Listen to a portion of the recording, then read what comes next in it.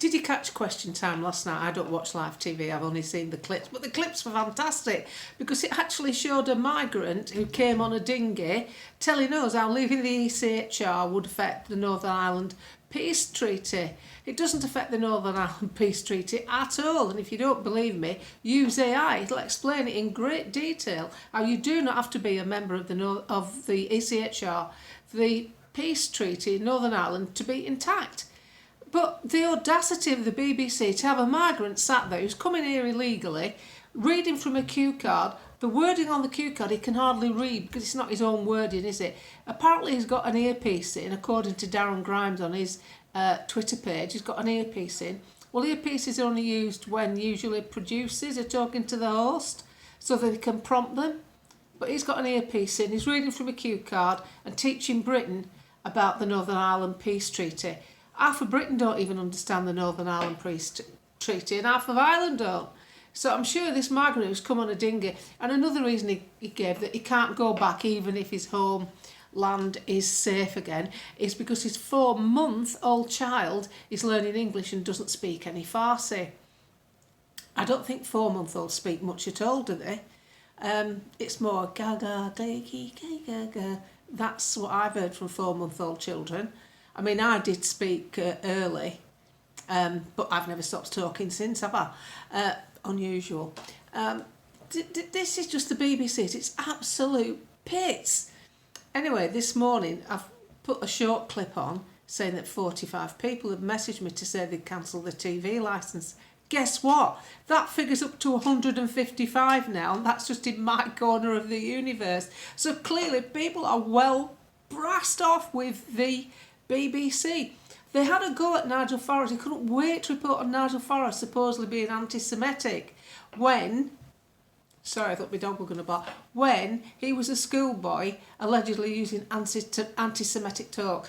Thankfully, on the thread on Twitter, when Nigel did his press conference, Lance Foreman, a Jewish entrepreneur and businessman, said that it was ridiculous that people said all sorts of things 50 years ago that weren't acceptable now. And I'll point out that during this period in time that they're moaning on about Nigel Farage, they had shows like It Ain't Half Hot Mum and the Black and White Bloody Minstrels. I never saw anything as patronising as that show, and it ran for years. Anyway, thankfully on Question Time last night we had Zia Youssef to hold it all together, and boy did he do just that. You can check out his clips on his Twitter and Facebook pages and on Reform. We deserve better than this. It costs a lot of money to fund the BBC, and it's coming from the taxpayer. And that totally biased audience, I mean, how did you manage to get an audience that's supporting open borders when the county council has just been selected to be run by Reform? They got the most votes. That just speaks volumes. It doesn't correlate, does it? How did the BBC get such a biased audience? It can't, they're saying it was a cross-party section. I can't see that because, they've got an illegal migrant commenting on how Britain should be run. He came here illegally. That should end any claim to anything. You should have to come here legally. There's plenty of ways to come here legally if you want to claim asylum. Anyway, as we know, we're at saturation point. Nobody's doing anything about it. The big parties talk about it like they will, but they won't. They don't want to. But we're on to them.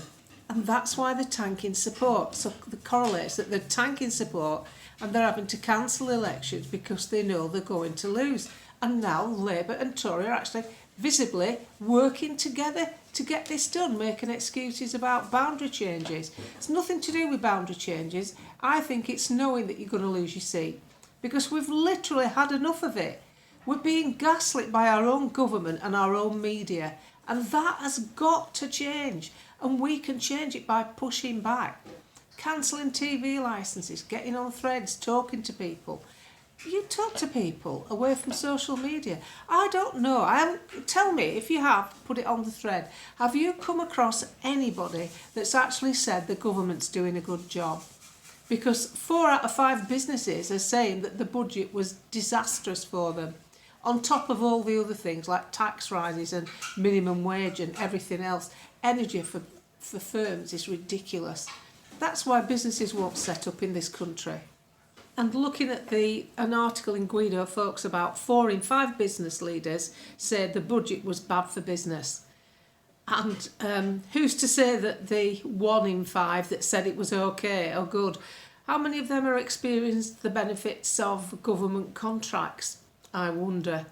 So we're being gaslit and we're pushing back, and they're not getting away with it, because you can see publicly Starmer is tanking support. Now we get another stooge, but that still isn't good for the party. Then you've got the splits in Labour with the crazy granddad party. I can't remember what it's called, Your Party or something now. They're coming out with more batshit crazy revelations, and the Greens have taken over from the bloody brown shirts with the way they deal with things. I mean, they're just going to end this country in any format that we've had.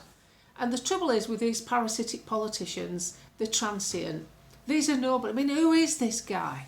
Who is he to come out and say that this country should live X, Y and Z? Who is David Lammy, another transient face that shouldn't be taking trial by jury away? Cancelling elections, trial by jury, depleted, gone, unless you're a murderer or a rapist. What does that tell you about society? That tells you it's breaking down, or it's being broken down on purpose. That's even worse. Well, it's not being broken down on my watch. I'm going to push back as much as I can.